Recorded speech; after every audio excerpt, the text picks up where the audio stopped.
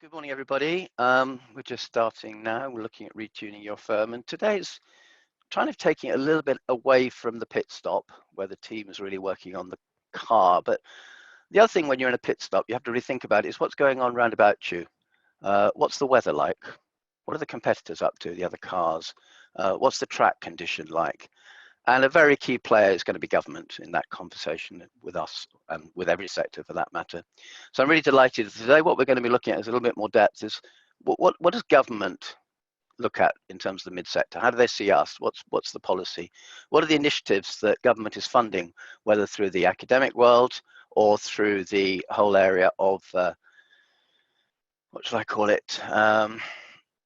Public-private partnerships, probably a good way to express it, and how we actually getting to a place where we can be helped with what we're doing. So I'll leave you at that and move on now, if I may, to the first of the 7 strategies for retuning your firm. And these are ones that I think those of you who have been on the call before, on the show before, will know about, but they're quite interesting way to set the scene. First of all, think big. Believe 6 impossible things before breakfast, as Lewis Carroll said.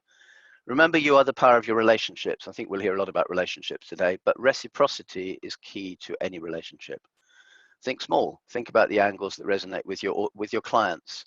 Being a conglomerate has advantages. It also has, well, yeah, but who are you? Think about campaigns. Think about rather than one-offs. Think about how you can convert your clients into a really very powerful group of people who support you and you support rather than one-off transactional. Drop the convention. You're going to have to do some new things and new services. I think we've all recognized that. And remember, therefore, but speed is of the essence. And you need to articulate your market test, your assumptions. As an accountant, assumptions are what drives me. If change the assumptions, otherwise known as the accounting policies, guess what? You'll change the profit. Lawyers find that concept a bit harder, I know. But actually, just think about whatever you do in terms of the assumptions that underlie it. And if they prove invalid, that's a great word because it depersonalizes it, then amend them and pivot in a new direction. It's often called lean start. Be entrepreneurial. And the key word in that sentence is keep listening, because if you're not listening to what your clients want, you won't give them what they want, and that isn't very good for your business. And thank you to Elena Kudsko of Globsec for that. So who's on today? Firstly, Daniel Harrison, who's the Deputy Director, Small and Medium-Sized Enterprise Policy Team. I think that's a long mouthful, but anyway, Department for Business, Energy and Industrial Strategy. I think, Daniel, that's probably the longest 2-liner we've had in the 20 issues, in the 20 bits of the show today, but let's see. Tim Vorley, back again. He was here on episode 5, and he's talking about the project that he's leading. He has now recently been appointed the Dean and Pro-Vice Chancellor of Oxford Brookes Business School, which again is great, I think. Emma Jones, Founder Chief Executive, Enterprise Nation. You only have to look at Enterprise Nation to see all the amazing thing that she's doing, and she has an MBE for that, so congratulations. Jeremy Beard, one of the regulars, Managing Partner of Hayes McIntyre. I love Jeremy because he's always very honest. He tells you what he thinks, and if he hears something he hasn't thought about, he says, that's a good idea, let's try that and see what works. And I think that's so honest and different. And Francesca, who's always, as we know, a breath of fresh air on a Friday morning. So thank you, Francesca, for that. And me, yours truly, obviously the founder and chief executive of the Managing Partners Forum. As I mentioned, this is the 20th one today. So we're actually taking a break next week. You probably picked it up in my email yesterday. And then back in 2 weeks with some very interesting new technology as well. So hopefully that's exciting. Very quickly, I want to run through last week's poll because I thought this was really interesting. For those who did it, thank you. But we looked firstly at, it was working arrangements, working with Sheffield Management School. And what came out of this was we kind of thought, well, actually, do people enjoy working remotely? And curiously, there isn't a massive amount of difference between the current position and pre-lockdown. In other words, the people who like working remotely like it, and those who want to stay in the office want to stay in the office. I think those who prefer in the office are very much in the minority, but I think we kind of always knew that anyway. So that was one insight.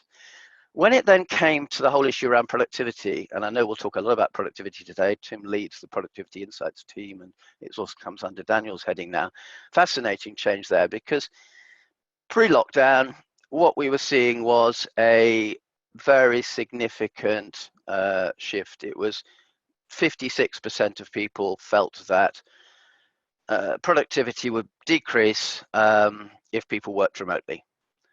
That number's dropped to 21% or thereabouts. And that's interesting because some of that is to do with perceptions, and some of it, the one in the middle, is to do with actuals.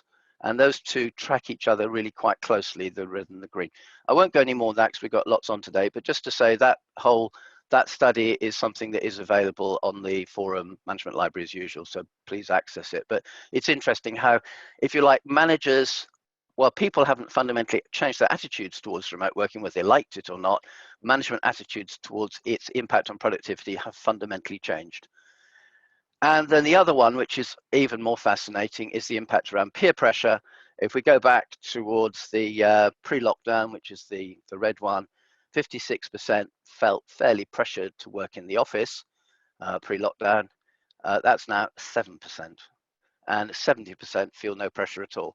So again, message for government, I guess, but there's clearly peer pressure and managers thinking that it would reduce productivity are what drove people to work from offices, is what the message I take from this. And two of those assumptions have fundamentally shifted.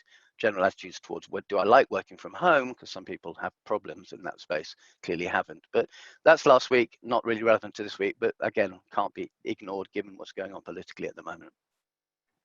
So thank you, UK government. Please, we're going to do the poll in a minute.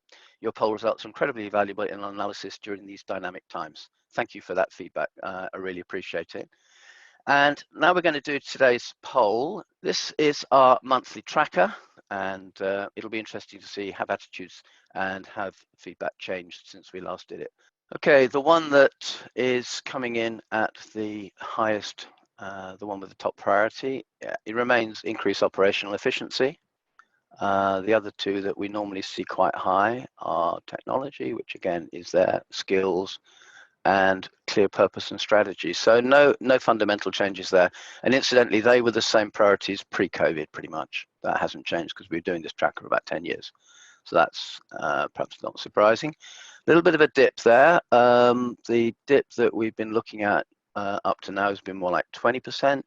Now, of course, we may all have different bases. That's part of the problem we have now. So because not everybody's thinking about it, because we've had 6 months almost of COVID context, perhaps a bit less. So we'll have to see where that one moves. But certainly last time we looked at that, it was nearer 20% than 10% in terms of the dip.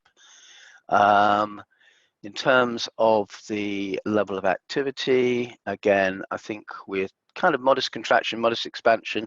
Looking at that, pretty much it's settling, I would think, because the significant expansion is a little bit greater than the significant contraction. I can't do the math in my head, but it looks about pretty much evens there. In terms of the new workflow, again, not that different. Again, I say it's almost a similar pattern to the activity. And the head count, again, as one possibly would think, there's a slight focus on contraction, but not possibly as much as we've seen, certainly compared with when we did this in April when it was very different. This one, I'm sure, will be kind of picking up the point we last had. Around 3/4 of people are expected to be still working from home by the end of December. I did this one last month at the end of October, so that's moving it forward till the end of the year. But again, it's still very much in the same place. And I don't think only 3% of firms saying that no one's working from home. So there's clearly a fundamental shift there. People remain actually more apprehensive than last time, I think, to be honest. I don't think we had 81% last time we did this. So I think people are more apprehensive than they were a month ago in terms of the general mood. Obviously, this is hearsay at one level, but if leaders don't know what the general mood is, I don't think they're doing their job properly. Do they anticipate changes to the office space? Again, I'll have to do the math, but there's clearly from the property place world, and clearly many of our members are in that world. Not good news here. 10% more than 30% less space. There's, I think, again, the one possibly follows from the other. These two we didn't do last time. I haven't done this one for about 6 months, so this is quite interesting. The 3 constraints that are most preventing your firm from achieving optimal performance. The poor economic outlook is very much the driver there. And then looking at it, the financial health of the client base. Now, I didn't even have that one in the options 6 months ago. That's where the world's shifted quite so much. Political uncertainty is there, but fee pressures remain, as do lack of client instructions. So the kind of message there is it's the economy that's driving the reason that, I think, what did I put in? That's right, I put in that, what are the constraints that prevent your firm from achieving optimal performance? Because that's nice neutral terminology. And then this one's always quite interesting, is what is the things that actually partners are really talking about at the moment? What's going on in the management team? What are the key areas of discussion? Because if something isn't spoken about, chances are it won't be given much attention. Finance and cash flow, very strongly. Interestingly, the supply chain gets nobody, and yet, as we all know, or we should know, the cash flow is hard to manage. But if you don't focus on your expenditure side, particularly when your clients are struggling to pay you, etc., you're not taking advantage. And yet, increasingly, we see cash flow is top, supply chain is bottom, as if the expenditure part doesn't even appear in your P&L, which again, to me, doesn't make a massive amount of sense as an accountant, but hey, no doubt the panel will have their views. So anyway, I'll stop sharing now, and I will open up the opportunity for Daniel, as I mentioned, he is the effectively heads up SME policy for government, working within BEIS, Department of Business, Energy, Industrial Strategy, and looking forward to your 5 minutes of insights. So over to you. Thank you, Richard. Very interested to see those survey results, and like your quote said, we are very interested in kind of picking up on this kind of data points, and so it's interesting to see those trends, but also some things continuing pre-COVID about clear purpose and strategy. As you said, I cover SME policy, which is quite broad in what I do, but I also have quite a strong particular focus on firm level productivity and increasingly on business support as well. As many of you know, SMEs are, of the 5.9 million businesses out there, 99% of them are SMEs. They're incredibly vital part of our economy in every community across the country. And it is very clear that they have had significant impacts as a result of kind of COVID, with many having to kind of take out loans and facing challenges around cash flow, managing staff. You'll have this yourself about working flexibly. You've seen in those stats just there, and engaging clients in new and different ways. And whatever stats you look at, there has been an impact in turnover and productivity. I hope that there's some more positive signs coming through now. And so the Zero report came out yesterday, showed the slight recovery with 11% increase in year-on-year improvement from May, when revenue was down 29%. So there's a bit of an improvement there. But looking back to last year, that's still 18% lower than where we were then. So obviously still some difficulties, but moving in the right direction. And something else which is close to my heart, which is around late payments. I know there's a huge frustration for businesses. That's got worse in COVID, but some signs that that's improving as well, with the payments improving by just over a day. But again, that's still nearly 6 days slower than pre-COVID levels. So still issues to address there, but some kind of positive direction, what's going on. Of all of these impacts, government's been, I think, working really hard to mitigate that, and has put in place an unprecedented level of support to help businesses kind of through the impacts of COVID. And so there's a kind of funding schemes, there's bounce back loans, which has put out over £30 billion for over 1 million companies in a very short space of time. And the coronavirus business interruption loan scheme, over 12 billion to nearly 60,000 businesses. And for those that are kind of more equity backed, the future fund scheme, I think, which we brought out more recently, it's having a real impact, and that's kind of nearly £500 million to nearly 500 businesses. So we're trying to put support out there. But it's also not just kind of support to manage the impacts. We need to look to recovery, and a recovery that kind of focuses on the government's priorities around levelling up and stimulating a green economy, a world-class science and innovation base, and making UK one of the best places in the world to kind of start and grow a business. And as part of that, the support we need to provide, or businesses need to access, is expert advice, and that will be key for small businesses moving forward. And then, business want to get back to business as soon as they can. So one of the things we've done, and it's great to have Emma Jones on the platform before, it wasn't by design, it's by accident, but it's great that she's here, because one of the things we've been doing is working with the professional business services sector and Enterprise Nation, supported by BEIS, to launch the Recovery Advice for Business scheme that we did just over a week ago, which is seeing fantastic, incredible amounts of professional advisors stepping up to help small businesses with free advice, which they can access and connect through the Enterprise Nation platform and the scheme that we've set up. And that advice is really important, because we know that accessing advice helps businesses to grow. But unfortunately, we also know that many SMEs don't value that at the moment, and they don't access the advice. And the trend is, almost half the number of businesses accessing over the kind of last decade. Now, I hope that we're starting to see a buck in that trend, and that, you know, one of the opportunities that comes out of this situation is that more businesses will be accessing that advice now and going forwards. And we've got the transition coming at the end of the year as well. And businesses will need to access expert advice to do that. And, you know, that's your business for many of you there. And the professional business services sector is one of the largest and most successful sectors in the UK. You know, it generates over 200 million GVA and 4.5 million jobs. So, you know, that creates about 1 in 8 of all jobs across the country. So hugely important as a sector in your own right. An important sector that helps other businesses to grow, but also understanding your businesses yourselves that are suffering from the impacts of COVID. And so it's important that you're able to access the government support schemes and the sort of advice from each other and experts along the way. And I'll just mention one last thing, so now I'm running out of time. Some of you may have spotted, if not yesterday, the government announced a new £20 million funding to help SMEs recover. This has been given out to all those LEP areas that receive the European Regional Development Funding grant. Grants for SMEs for £1,000 to £5,000 to access new technology, other equipment, as well as professional, legal, financial, or other advice that can help them get back on track. Now, that just went live yesterday. There's going to be more details following about how to access that, but it is going to be accessed through the local level, through local growth hubs. So if you haven't seen that, we'll make sure we circulate a link after this, but I'll leave it there. Thanks, Daniel. That was really helpful, and obviously we'll hear a bit more about the Enterprise Nation scheme from Emma in a minute. But first, Tim is going to tell us a little bit about where the project that he talked to us about, for those on the call, all of 15 weeks ago, seems ages, but when you were last on and what the current position is now that we're all, if you like, in a world without feedback. And oh, sorry, okay. We don't normally screen share, Tim. Is that okay? Oh. Okay.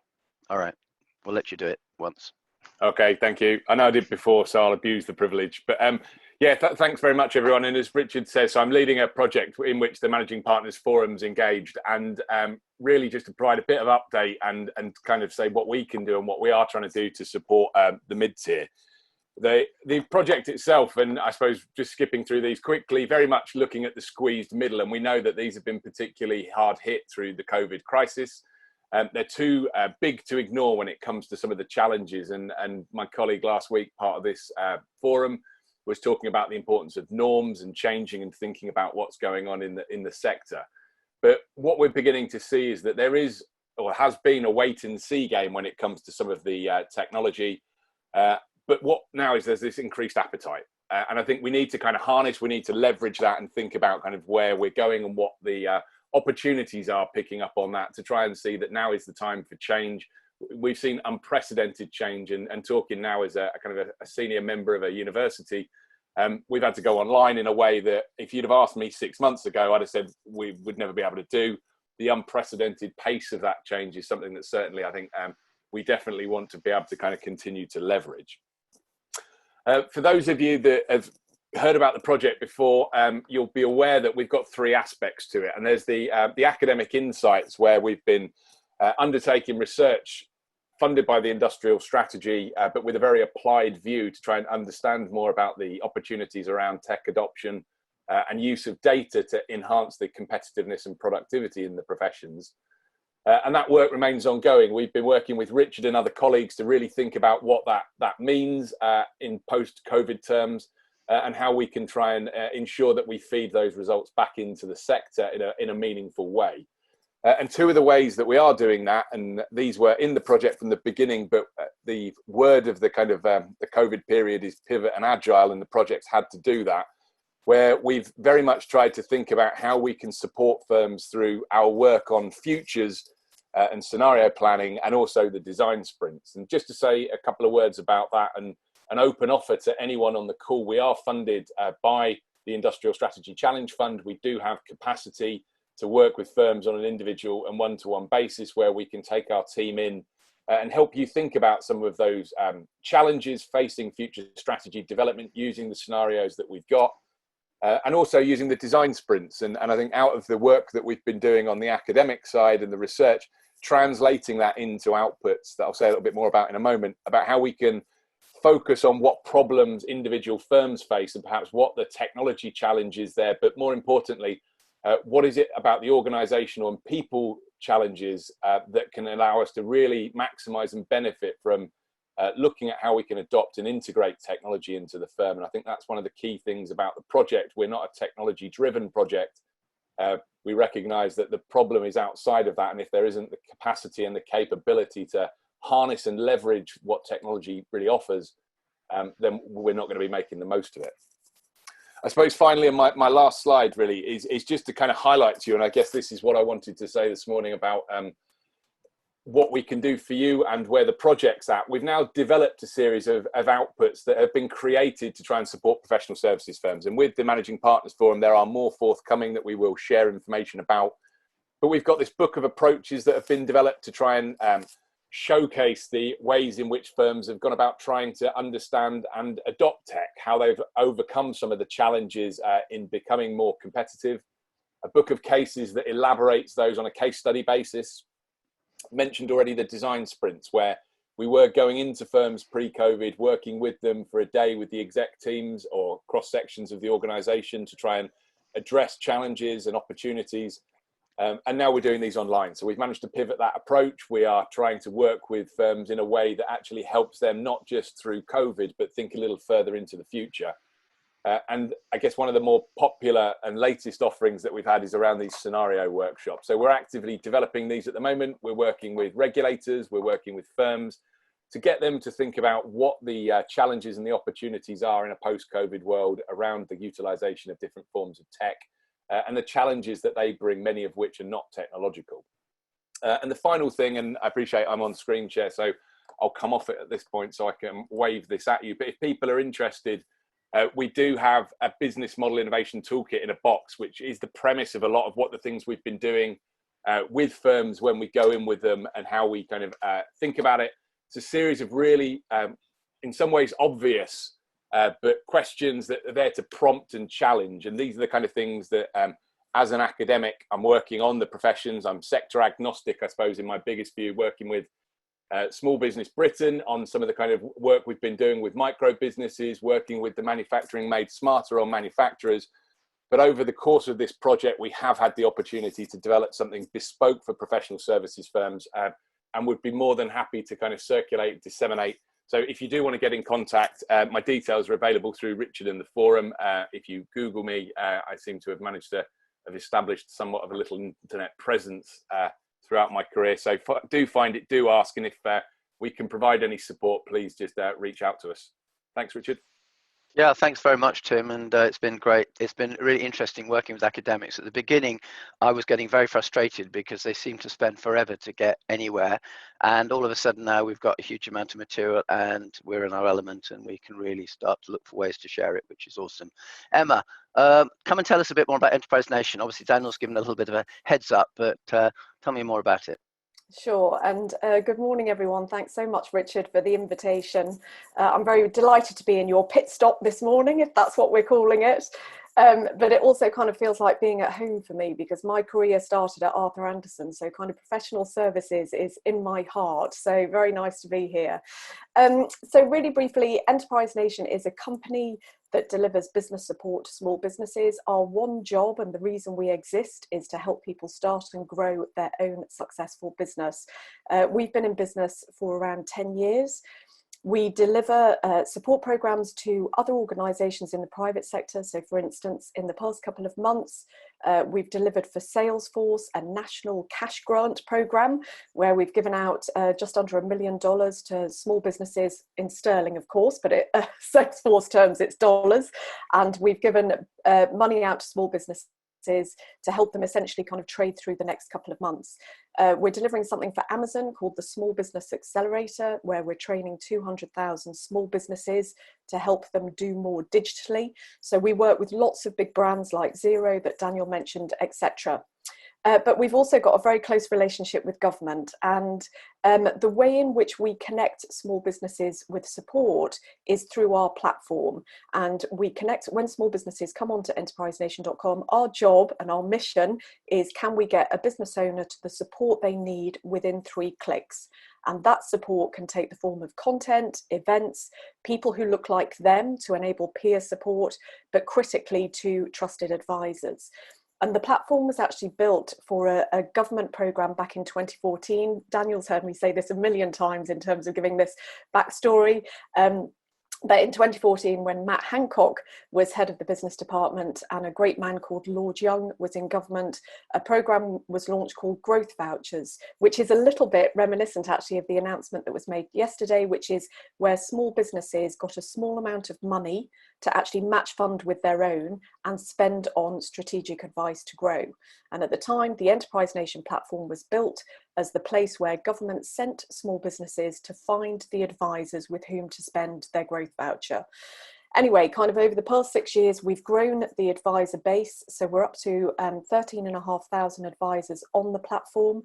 This is across different categories. So we have everything from accountants, social media experts, HR coaches, shipping professionals. We've now got occupational health professionals on the platform. So hopefully any kind of advisor that a business needs, they can connect with them on the platform.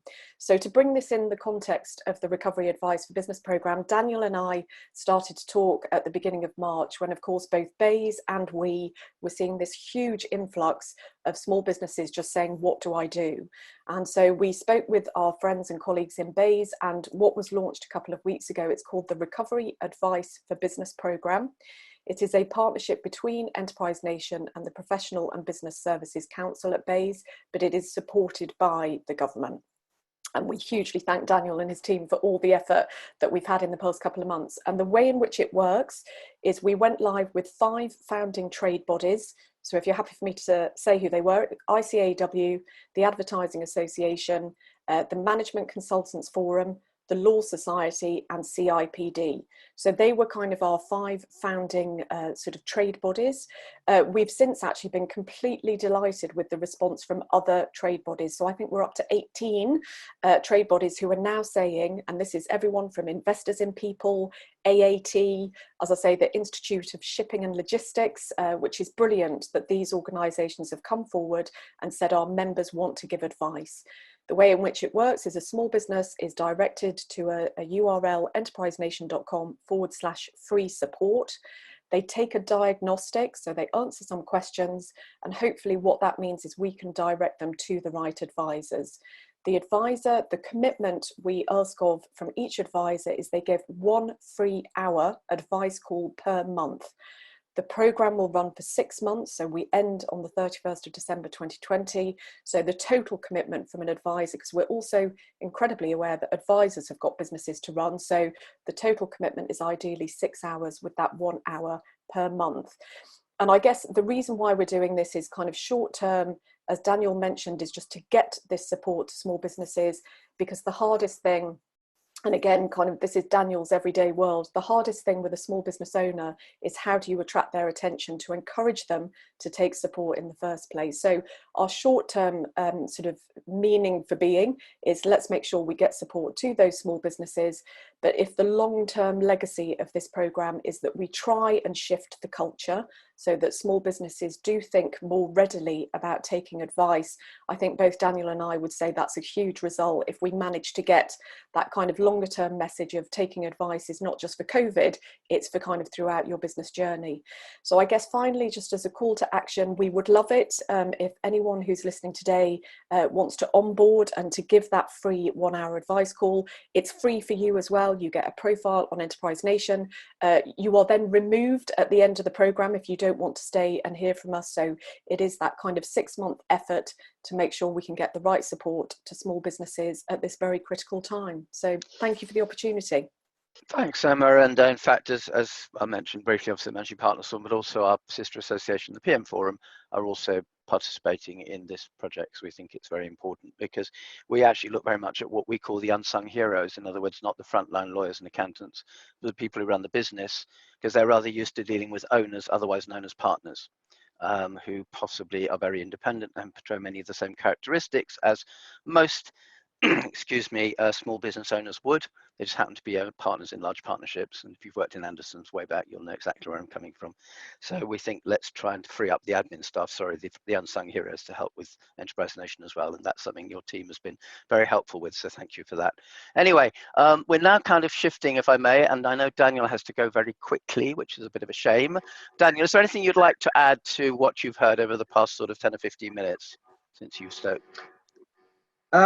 No, it's been great listening to everybody. I saw there was a question in the Q&A, particularly around transition and the uncertainty there. And so maybe if I just, say a couple of points there. I mean, there is uncertainty. Uncertainty is never something that businesses like. A certain environment certainly helps you be able to plan and win business.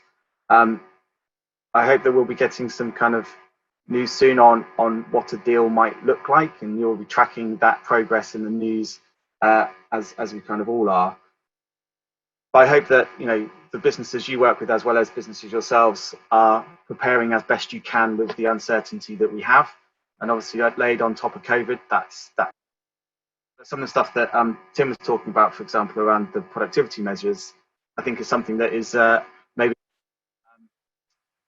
helps in all situations. If you can invest in some of the technology which improves your productivity, makes you more resilient for COVID now, as well as possible future waves of COVID, and living with this for the period of time until we have a kind of vaccine and a way forward, as well as preparing for transition and the depending on the market you're in, being more automated with the paper and the processes will kind of surely stand you in good stead. So completely take the point about uncertainty. I hope we will get certainty soon.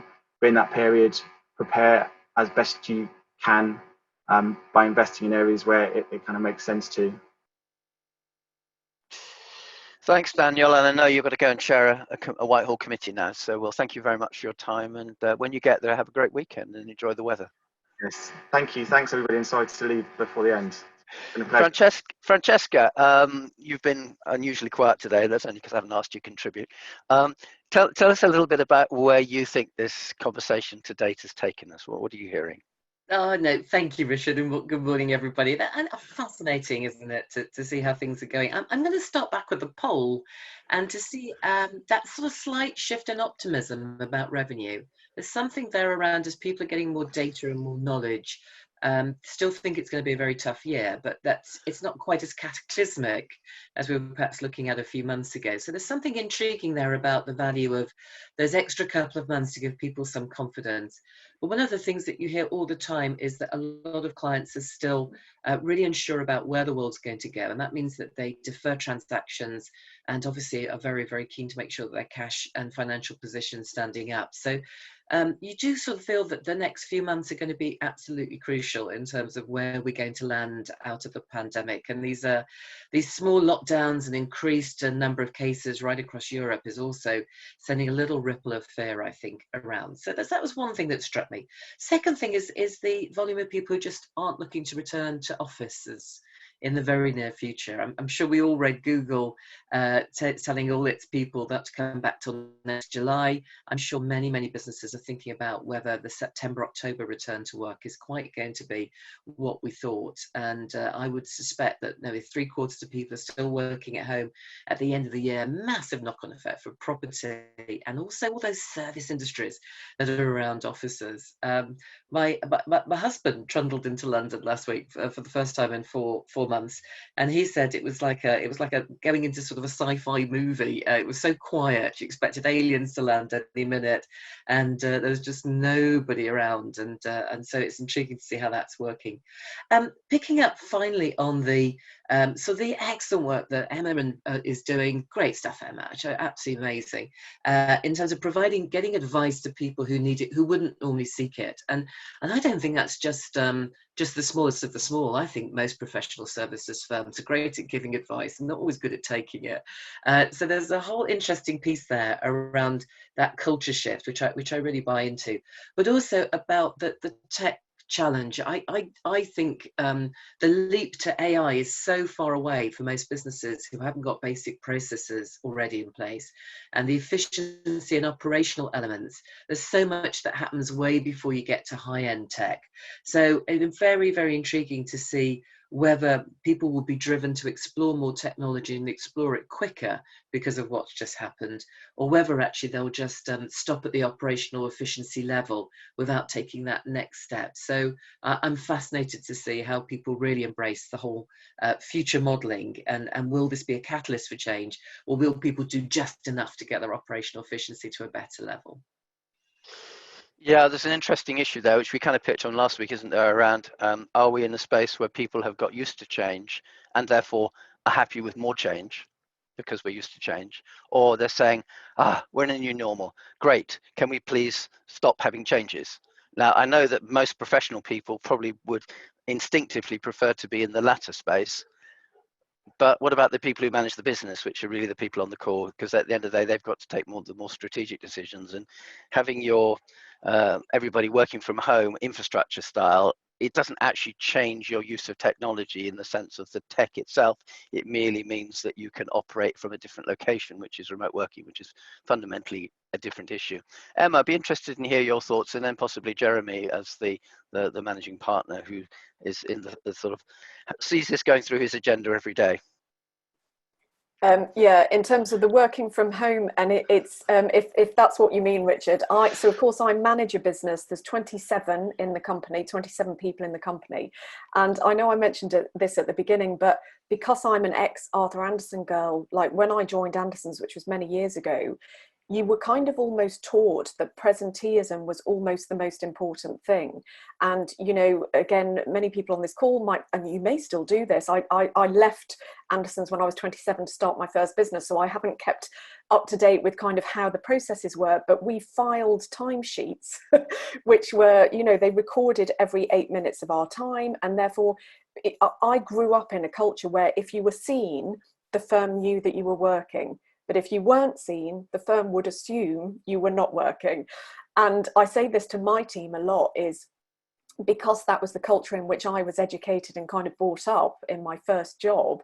That's how I've run my own business is, you know, if I can see you, I know that you're doing stuff. So I have really struggled with all of my team, but what I cannot deny, and I know this has been spoken about on the call this morning, what I can't deny is the productivity increase we've had.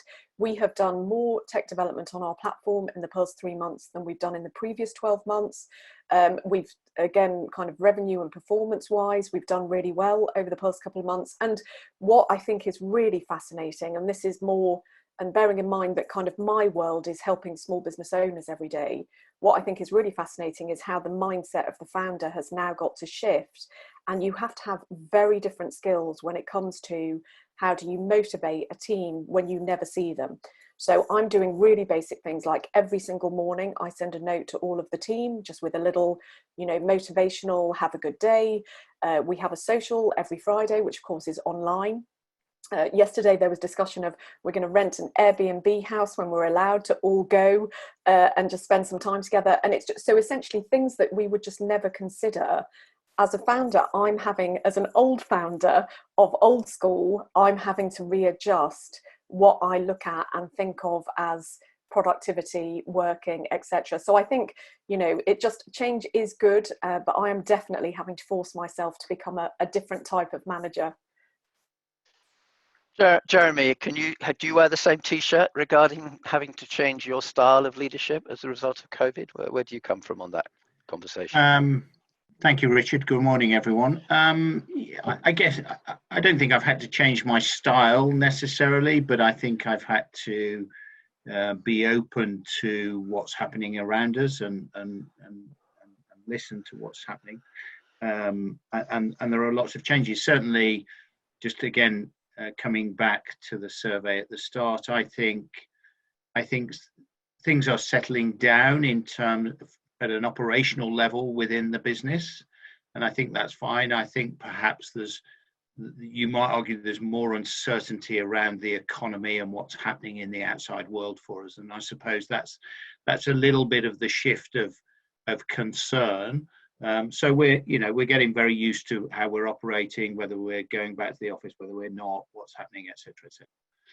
But that outside world, and interesting, one of the high marks on the survey was that financial performance of clients, and I think that's certainly something that we're mindful of and got an eye on. And just picking up on a couple of comments that Emma made, I mean, I think we are not back in the office yet. We are planning to go back for a trial period in the middle of August. I don't think we'll ever be in a situation where we're all back in the office or we're all out of the office. I think there has to be some middle ground. And certainly I was on another call earlier this week where we were talking about missing that face-to-face contact. And I think, we're very pro working from home, and certainly when we open the office for a trial period in August, that is for people who want to go back into the office. We're not specifically making people go back into the office. But you do miss those face-to-face relationships and contact, particularly in terms, I think, of developing new relationships, and of course, whether that's with clients, potential clients, or new employees. It's not quite the same. It's much easier having these sort of calls, conversations with people but when you don't know them and have never met them, that can be quite challenging. In terms of the productivity point, I think certainly what we are seeing is that people have more time, are working longer hours. So if that's the way in which you define productivity, yes, that's up. What I'd say is the treacle is a little bit thicker. So we can't get through it quite so quickly as we used to for a variety of reasons. Now, whether that's the operational reasons or whether that's the interaction with the client, or whether that's just because of the market and the nature of our work that we do. Obviously, a lot of audit work, there's a lot more work to do at the moment around going concern, etc., etc. But certainly, I'm not concerned that home working has meant that the amount of hours work that is being done has reduced. That is not the case.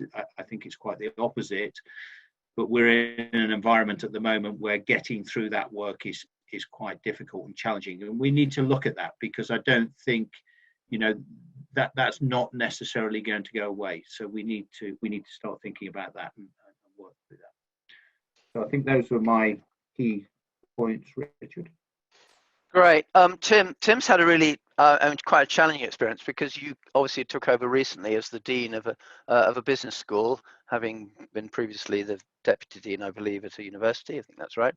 And you've now had to learn how to meet new colleagues remotely. So how's that been?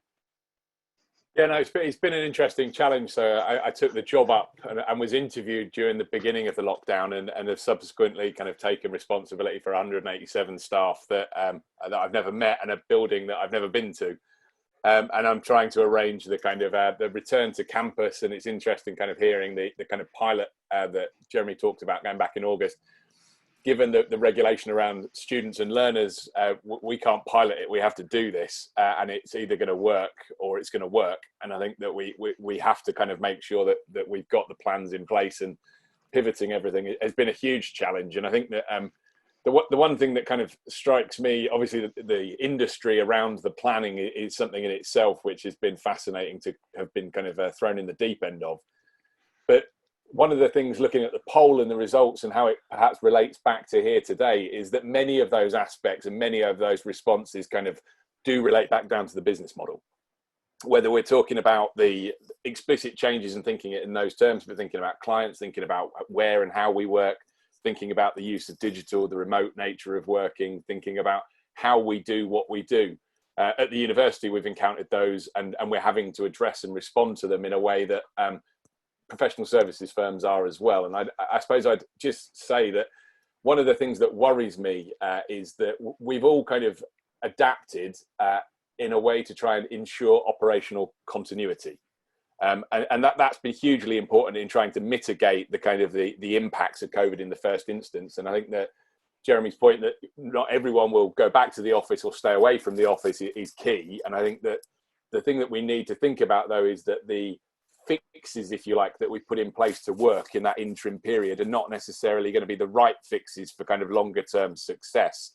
And it's trying to make sure that we actually have a view not to simply apply the solutions around the use of Teams and Zoom and other platforms to try and work the way that we worked previously, but at a distance. It's trying to kind of actually think about what are the more innovative, the alternative, and arguably the more appropriate ways of working. And education's particularly acute in that way, because if you think about the way that you interact and work in a classroom, you can't do that remotely. It's not as easy as just saying, let's take this seminar group onto Zoom.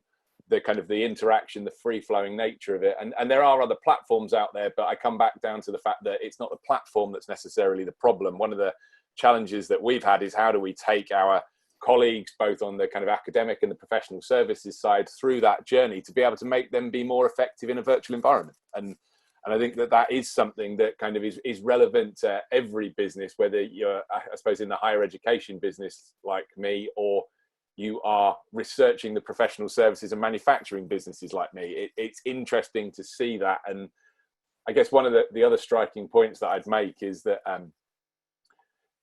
there's obviously lots of opportunities around innovation at the moment, and everyone talks about innovation like it's something we can just do and that we can switch on and we'll throw money at it and it'll work. But thinking about kind of what Emma's talking about and the business support side, there's a massive opportunity around diffusion as well.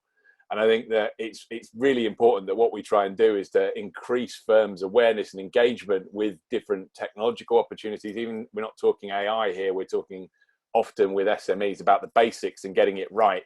And it, to my mind, the answer on productivity isn't about working longer hours. And I think that I, like many other people, have become guilty of this because now I don't have lunch breaks and I dart between Zoom meetings in a way that I would never have previously.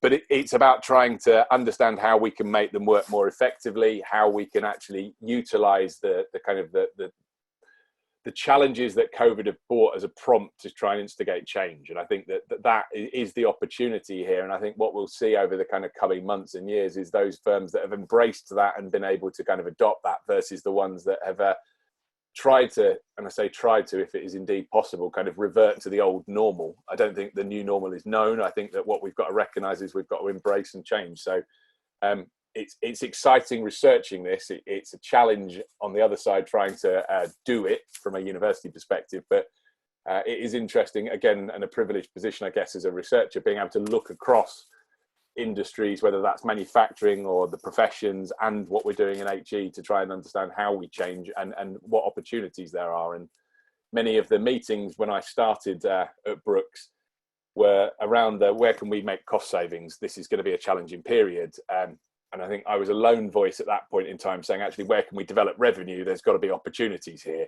And I think that there are many kind of, whether this is in the professional services sector, whether it is kind of SMEs and the work, like I said, we're doing with Small Business Britain, very much looking at their bounce kind of forward, not bounce back, trying to understand kind of what entrepreneurs and what micro businesses are doing to really to address that challenge. And I think that's something that I would wholeheartedly endorse for leaders within firms to think in those terms as well. And I guess, and Emma may have a view on this, one of the challenges that the professional services sector has is that we are always classified as advisors rather than as businesses that might need advice. And the whole point about Tim's project is we are helping the management teams look at ways to, in this case, approach business challenges and AI possibly. But as I would imagine, within Enterprise Nation, you probably have quite a large number of not so much the 12,000, if I recall the number of advisors, but also lots of small professional services firms that are coming to you, if you like, as people in need of advice. Is that fair? Absolutely. So we do see, so as a business, we're kind of a marketplace business that connects small businesses to the support they need. So we are guilty of doing this as a business, that we consider small businesses are coming to meet with advisors. So we see a clear distinction, but you're absolutely right. And it's in a similar parallel you may have come across a platform called Etsy, which is a marketplace where people buy and sell all beautiful things handmade. And we mirror kind of quite a bit of what they do, because they talk about the Etsy community of both buyers and sellers. And so I guess for us, we have people who are buyers and sellers of advice. But as you say, kind of our advisor community also needs that advice as well. And this is where I guess it comes into sort of everything we do across Enterprise Nation. Again, listening to Tim talk about digital, we have, I kind of look at coronavirus in 3 phases, certainly that we've seen at Enterprise Nation. We talk about phase 1 as the dash for cash. So we had loads of small businesses come to us saying, where do I get money from? Phase 2 was thousands of businesses just saying to us, how do I do more online? And we do daily lunch and learn webinars. As I say, we're doing this Amazon Small Business Accelerator, and anything that we put out there on how to use social media, how to start a blog, how to start selling on a marketplace meets huge demand. And we're now in kind of phase 3, which I kind of call back to business, that there are those businesses who've done quite well during COVID and they're kind of looking to turbocharge their growth. But then there's also a lot of businesses who are kind of saying, how can we take everything we've learned in the past couple of months and try and come out of this fitter and stronger? And a big thing around that is, you know, if businesses came into this in a weak financial position, they are desperately looking to say, how do I improve my understanding of cash flow? How do we make sure, and Daniel mentioned this before, prompt payment is still such an issue when it comes to this, is, you know, cash may be out there in the form of invoicing, but it's not actually in your bank. So it's not hugely helpful. So there's great work that's kind of going on, but that digital phase in the middle where so many businesses said to us, how can I do more online? It's another area where we're just kind of like, we really hope businesses continue with what they've adopted in the past couple of months. Please, please keep it going, and don't just kind of think, oh, I had to build a website when my shop closed, but now my shop's open, I'm just going to go back to selling on the high street. So I don't think we're going to know this for the next couple of months, but we just see our responsibility as kind of being there as the place that just kind of nudges businesses all the time to say, keep up the great work, keep that kind of education coming in. But you're right, advisors need advice too. Otherwise, I don't think the Managing Partners Forum would exist, probably, because we've spent 25 years helping the unsung heroes, otherwise known as the management team, do the best job they possibly can. Francesca, just picking up you and then possibly Jeremy to finish, but this balance between, as Tim was saying, yeah, let's look at cutting expenditure, but where are the opportunities? I mean, how has that dial shifted in your organization over the past few months, do you think? Yeah, and I think it's the usual seesaw balance of the fact that you have to run your business and make sure your cash flow is coming in with the where can my next service opportunities come along. But it's totally client centric, isn't it? If your clients are in a place where they're actually just all they're focused on is keeping their business going, it's a very different relationship. And I think this is part of that ongoing professional services piece, is you're with clients for good and for bad. So you're very driven by where they're at, what they need. But then a little bit like Emma was talking about, it's getting them to think about the thing ahead. Because when everyone was absolutely consumed with utter panic around whether their cash would run out, it's really hard to think about the next week or the next month when that is your core focus. So I think there's a huge part here around from a revenue raising perspective is, yes, there's lots of opportunities, but you balance them with where your clients are at. You certainly don't want to be flogging a bunch of solutions they're just not ready for, or actually just seem almost out of kilter with the reality of the world they're in. And the shift is often quite a slight shift about when they're ready and when they're not. So it's all about that attentive listening to what clients are really looking for. But that prompt to think a little bit further ahead without pushy sales is I think where advisors are often absolutely extraordinarily good, because they're both encouraging but also reflective of the fact that their clients have got lots of things they need to deal with often before they want to buy the stuff we necessarily would love them to take. Perhaps one final thought from me on that one, Richard, is about the art of giving advice as well, and just how important it is that people are able to give the advice in that sort of holistic context. It's not about a sales opportunity as such, it's about a holistic understanding of what the business really needs. Any final thoughts, Jeremy? So we're now coming up to that. Yeah, I don't think at the moment we are looking to push new lines of business, new services, but the key thing is to communicate a lot with our clients, support them, help them, give some general good counsel, but also from our own business point of view, we've got to remain optimistic in terms of growing our business, and that's generally through new clients within the core sectors that we operate. So I don't think we're particularly looking at new service areas as a function of the pandemic. Right, I know Tim wanted a final word. I'm just going to set up the last couple of slides, and please go ahead, Tim. It's great. Yeah, I think kind of both the responses there from Francesca and Jeremy kind of absolutely right, that it's about kind of balancing and the seesaw, quite right. I think the one thing that I would just say as well is that when talking about kind of business models and innovation, I think we are actually seeing a lot of firms doing this, whether they know it or not. The way that they're engaging with clients is changing as a result of COVID. The experience is an aspect of, to my mind, business model innovation. So I think that the questions at the beginning about are you innovating, is it business model innovation, are all very kind of apt in where you see your priorities. But I think it's recognizing that the sector is innovating. We are seeing this, things are changing, and that is a huge positive. So thanks very much for having me today. No, thanks, Tim, and look forward to continue working with you. It's been a great, interesting experience for me too. As I think you're aware, all the various videos to date are available. That's 20 shortly, 19 at the moment. Next, on the 14th of August, we're missing next week because of this technology. We're actually going to have a place for an hour from 10 to 11 where you can actually, as a group, all meet and interact in a way that you will find really, really interesting. So that's something to look forward to in 2 weeks' time. Only means to say, I hope you found today valuable. Please encourage your peers to sign up, as always, and back on 14th of August with a new whole dimension to what we do, remote networking. On which happy note, thank you to the panel for their preparation. Obviously, sorry, Daniel had to go a bit early, but it was really good to hear government's perspective on SMEs, which we don't always hear. And thank you to everybody. And we will see, hopefully, most of you in 2 weeks' time. And have a lovely holiday and enjoy the weather in the meantime. Bye for now.